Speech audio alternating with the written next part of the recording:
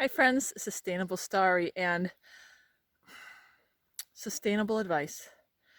When you are now going on this journey to be more sustainable and you want and desire to be more independent, it's knowledge is really going to be key.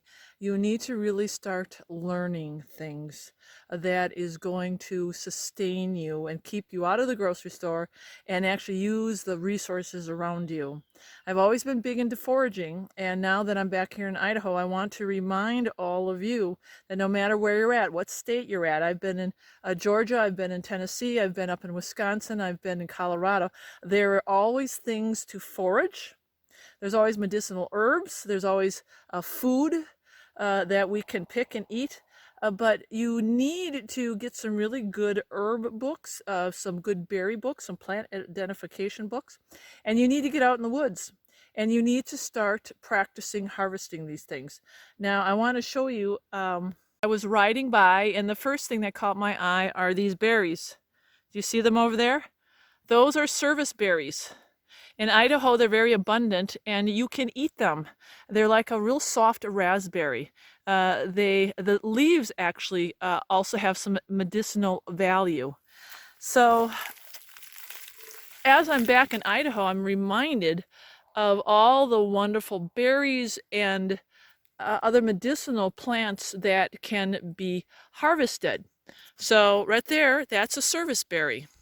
I didn't have to go too far to find what Idaho deems as an obnoxious weed. This is mullein.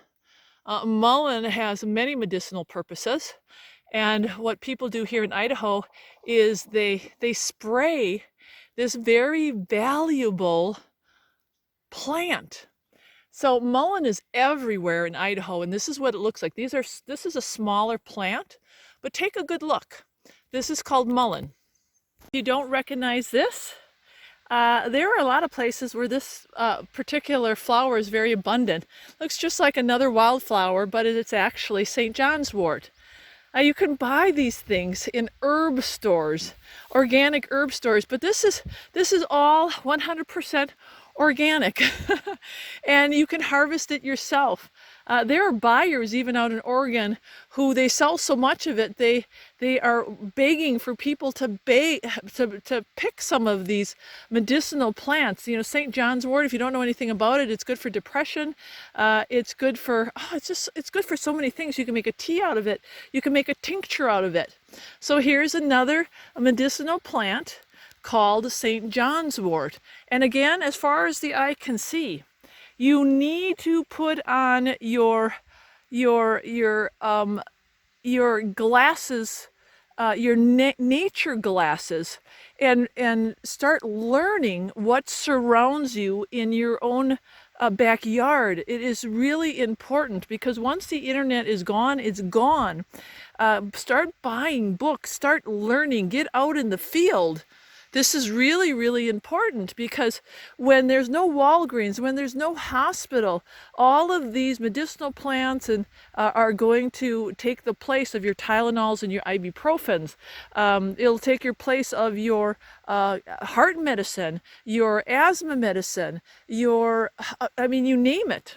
Just even saying growing cayenne pepper in your garden, a cayenne, if you cut yourself, actually clots your blood. It can be overlooked also in your own backyard.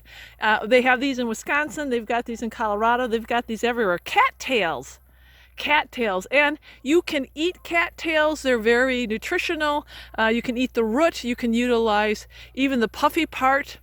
And how many times do we see all these cattails in our own backyard and we think nothing of the value that they have? So in closing, my friends, this is our education. God has provided everything that we need. Every plant, every fruit-bearing tree, every seed-bearing tree, everything.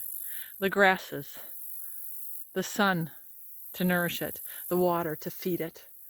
And it's all ours. But now is the time to educate yourself. And it's really important that you do that.